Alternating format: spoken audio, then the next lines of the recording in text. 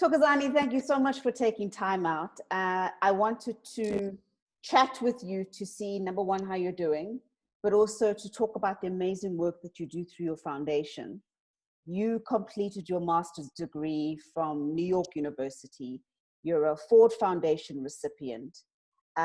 With that level of education and accreditation, you could have gone anywhere in the world. Why did you decide to come back to South Africa and do the work that you're doing?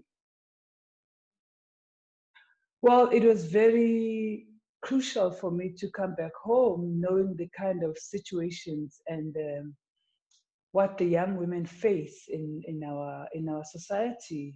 Because as a young woman who grew up in the township, I knew how difficult it is to maneuver life with the level of gender-based violence, with what sometimes in our households instill in us that what you need to do is prepare yourself for marriage to somebody, or how they put all the incest and the rapes that happens within families under carpet.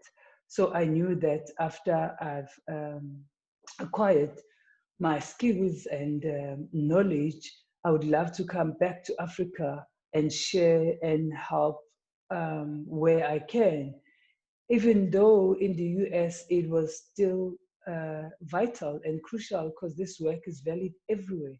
But there are kind of programs, different programs that are set up in those kind of first world countries. And in our society, we don't have those as many as we should. And as we speak right now, where I work in this informal settlement, this is the only program that is there that helps young women deal with the issues they face, sexual trauma and other stuff that they go through. Let's break down the program and what does it entail and how do you apply it to the young women that are part of the foundation? We work as an after-school program from Monday to Wednesday between 3 and 5. And we work with them in helping them find themselves, find their own voices, build who they are, and just getting them off the streets and fighting, obviously, finding ways of dealing with the traumas and the gender-based violence they face, as well as help them build confidence and self-esteem. And we do all that through theater. We use theater of the oppressed techniques. And also we do yoga on some days. Yoga helps us a lot with mindfulness and for them to deal with whatever that had happened. And also we help with schoolwork. You cannot do any kind of work, more especially the healing work that we do, or the work that influences change or bring about change, without creating a safe space. It is very important that participants that we engage with, they feel safe to share about what's going on in their lives, because they come into the space with stuff that has harmed them, that has happened already. So coming into that space that just brings them hope and help them build again who they are. So how we lay the ground, our fundamental is that before we can move anywhere or do anything, the space has to be safe enough for me to speak even when my voice shakes, because I know that here I'll be heard, I'll be supported. So we try, as I said, to do that through emphasizing on self-love and self-respect. You've also gotten the support and the input from the parents and also the ward counselors within the area. You know, it is very, very important that you become part of the community. What I emphasize on the young women is that they need to see themselves as part of that community. Our motto as an organization, we say, self-love and self-respect builds community. They have to see themselves as part of that community. So when we're complaining about the communities that we live in, we are part of that community. We are part of the people that need to bring shift, that need to bring change in that community. So I will start with us before I move into the gatekeepers. For us, we work with behavior change, with the hope that it will influence social change. So change cannot come from the community without that within you yourself individually, more than just hearing. So then acting or behaving as change agents already without us going to raise awareness or educate, the community has interest to say, these young women that belong into that group, they acted differently. The things they say, what they say with their mouth, how they behave, how they get involved, and the kind of the change they bring is so powerful, and everybody wants to be part of that. But now working with the ward counselors, it was so important because the gender-based violence and the sexual traumas and other issues, more especially the issues of HIV and AIDS amongst young women, it doesn't just affect, like I said, young women or individuals. It's a societal issue. It's a whole community that is affected by this. So they need to know that this is what's happening in the area. This is what we're going through. And as ward counselors, how can they come on board in helping us and assisting us to make sure that when they see that this person has raped somebody and they're back in the community without a trial being held, how do they push it from their side to say that we are part of this community, and how do they work with us in making sure that justice is served?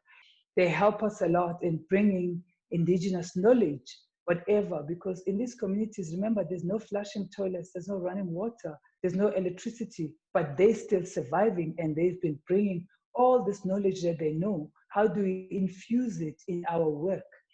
Now, touching on the parents, it is crucial, very, very crucial for us to work with the parents while we work with these young women, because I cannot work in helping the young women change and build resilience and find their voices and think radically and critically while they go back home to parents who still gonna expose them to dangers because they get raped by their stepfathers or mother's boyfriends or sister's boyfriends.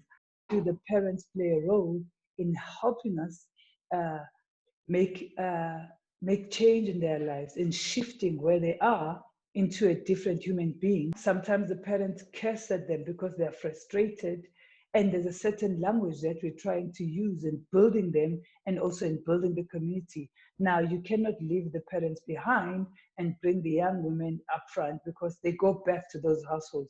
We're not removing them from home, but we're saying we're building you to go and build.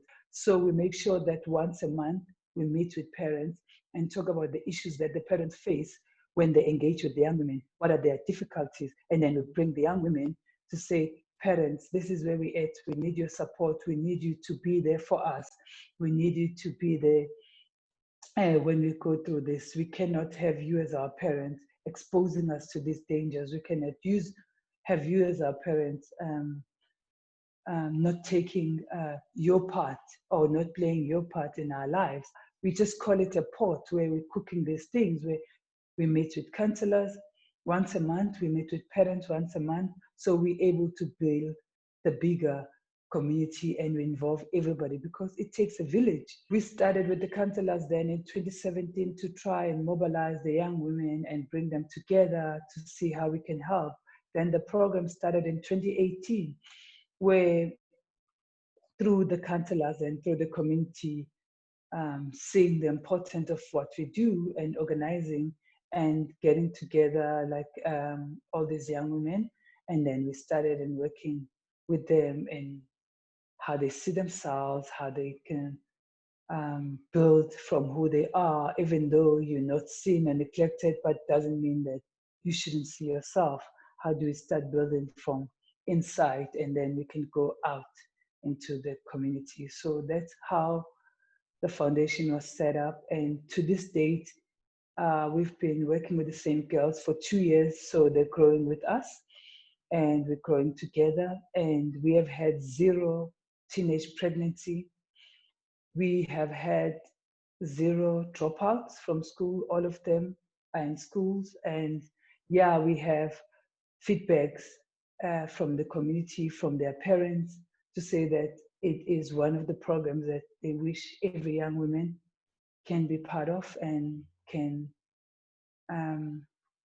join, but because of the capacity and the lack of funds, we cannot take everybody. It is the only program, like I said, in an informal settlement, but we're hoping to grow that once we're able to move these ones into better schools, they'll open a gap for the next ones to join. We're hoping that every 2 years we bring in new ones and the other ones go to better schools where they get better education, where they can and get they feel like they belong. The lockdown and Corona and schools being closed, and we understand the impact of the lockdown and why it was necessary, but in reality, not every child in South Africa has access to Zoom meetings or fancy cell phones where the teachers could then send, the classes or, to keep up with their schoolwork. How have the young ladies coped, and what mechanisms have you used in order for them to at least try and keep up with their schoolwork?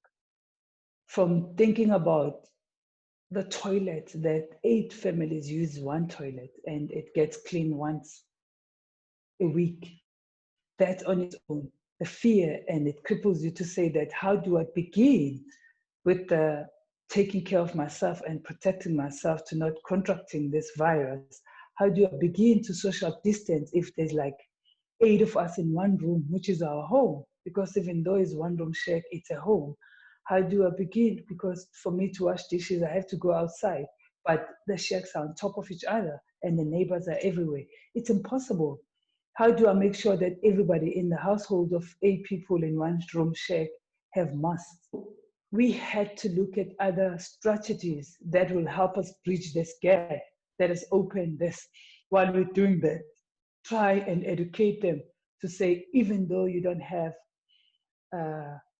all the stuff that will help you keep safe, but try and do whatever that you can with whatever means that you have. Again, looking at bringing indigenous knowledge to say when it comes to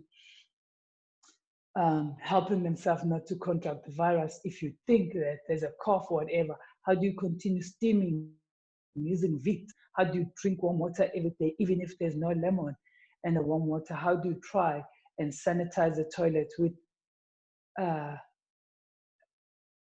jig or bleach or soap, whatever you have, if you don't have the sanitizer? So we're trying to bridge the gap wherever we can.